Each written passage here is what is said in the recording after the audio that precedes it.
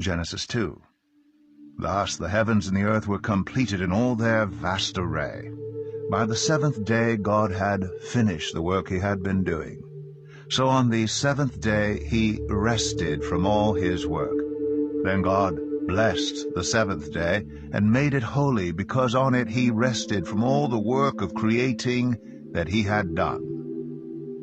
This is the account of the heavens and the earth when they were created, when the Lord God made the earth and the heavens. Now no shrub had yet appeared on the earth, and no plant had yet sprung up, for the Lord God had not sent rain on the earth, and there was no one to work the ground.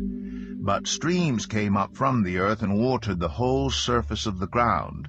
Then the Lord God formed a man from the dust of the ground, and breathed into his nostrils the breath of life, and the man became a living being.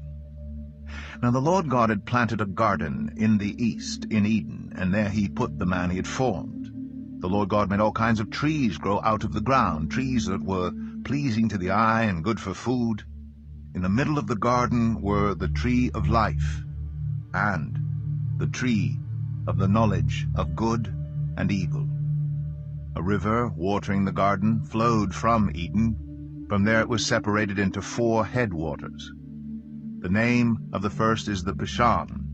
It winds through the entire land of Havilah, where there is gold. The gold of that land is good. Aromatic resin and onyx are also there. The name of the second river is the Gihon. It winds through the entire land of Cush. The name of the third river is the Tigris. It runs along the east side of Asher. And the fourth river is the Euphrates. The Lord God took the man and put him in the Garden of Eden to work it and take care of it. And the Lord God commanded the man, "You are free to eat from any tree in the garden, but you must not eat from the tree of the knowledge of good and evil. For when you eat from it, you will certainly die." The Lord God said, "It is not good for the man to be alone. I will make a helper suitable for him." Now the Lord God had formed out of the ground all the wild animals and all the birds in the sky. He brought them to the man to see what he would name them. And whatever the man called each living creature, that was its name. So the man gave names to all the livestock, the birds in the sky, and all the wild animals.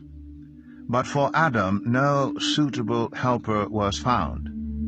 So the Lord God caused the man to fall into a deep sleep, and while he was sleeping he took one of the man's ribs and then closed up the place with flesh.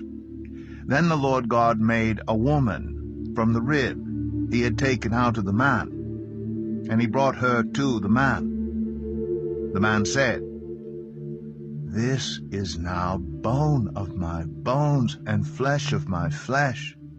She shall be called woman, for she was taken out of man." That is why a man leaves his father and mother and is united to his wife, and they become one flesh. Adam and his wife were both naked, and they felt no shame.